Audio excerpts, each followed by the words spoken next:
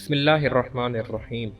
رب یسر ولا تعسر وتمم بالخیر بحق محمد وآل محمد۔ ہر طرح کی ستائش و تعریف اس معبود حقیقی کے لیے زیبا ہے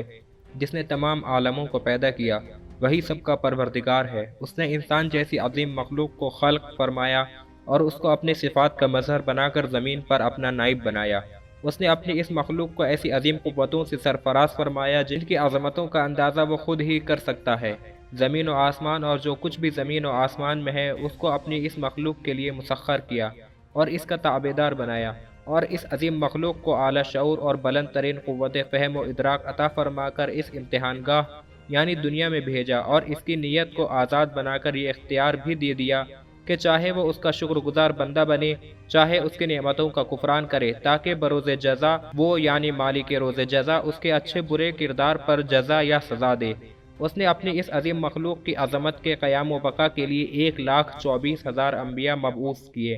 اور محض اس کے درست کرنے اور درست رکھنے کے لیے اپنے وجود کا اعتقاد، اپنی توحید کا اعتراف، نیز اپنے عدل اور اپنے انبیاء کی نبوت و رسالت اور ائمہ کی امامت و ولایت اور روز جزا یعنی قیامت کے اعتقاد کو اس کے لیے واجب قرار دیا، اور حضرت ختم مرتبت صلی اللہ علیہ وآلہ کو اپنا آخری اور مکمل ترین قانون دے کر انسان کی پست زندگی کو بلندیوں سے روشناس فرمایا،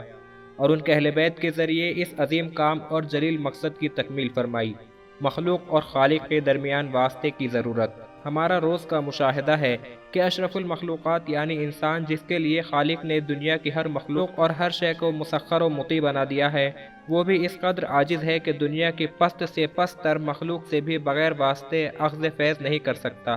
انسان مخدوم ہے اور دنیا کی ہر شے اس کے خادم ہے، لیکن وہ اپنے کسی بھی خادم سے بغیر واسطے و وسیلے کام نہیں لے سکتا۔ اگر بھوک لگتی ہے تو کچھ کھانے کے سلسلے میں اسے سینکڑوں وسیلوں کی ضرورت پڑتی ہے جب کہیں اس کی خواہش پوری ہوتی ہے۔ پیاس لگتی ہے تو پیاس بجھانے کے لیے کتنے ہی وسیلے اسے اختیار کرنا پڑتے ہیں۔ جب یہ حال اشرف المخلوقات کا ہے تو ظاہر ہے کہ عام مخلوق بدرجہ اولیٰ واسطوں اور وسیلوں کی محتاج ہوگی۔ اب غور طلب یہ بات ہے کہ جب کوئی مخلوق کسی معمولی مخلوق سے بھی بغیر واسطے فیض و فائدہ حاصل نہیں کر سکتی تو اپنے خالق سے بغیر واسطہ و وسیلہ کیوں کر اخذ فیض کر سکے گی؟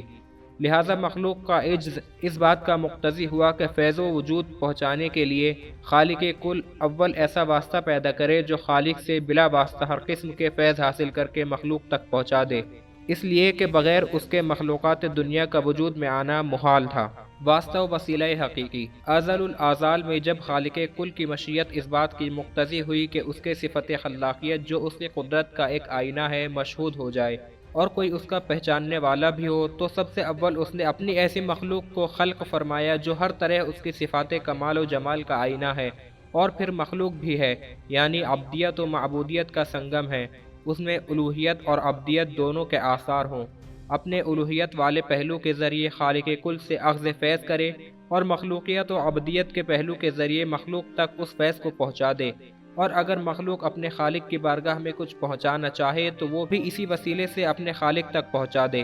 یہی وہ مخلوق اولین اور وہ نور اول ہے جس کی طرف ختم مرتبت نے اول ما خلق اللہ نوری ارشاد کر کے انسان کی رہنمائی فرمائی۔ اس نور کو جناب احدیت نے مختلف عالموں میں اور مختلف حجابات کے درمیان رکھا تاکہ اس کی بساطت اور اس کا تجرد ترقب و کثرت سے قریب ہو جائے، اور ان عوالم و حجابات میں اس نور کے ذریعے ملائکہ و ارواح اور تمام قوائے لاہوتیہ کو خلق فرمانے کے بعد قوائے امکانیہ و مادیہ کی خلقت فرمائی۔ اسی طرح عالم کون و فساد پیدا ہوا جس کی مخلوق کا سردار انسان بنایا گیا۔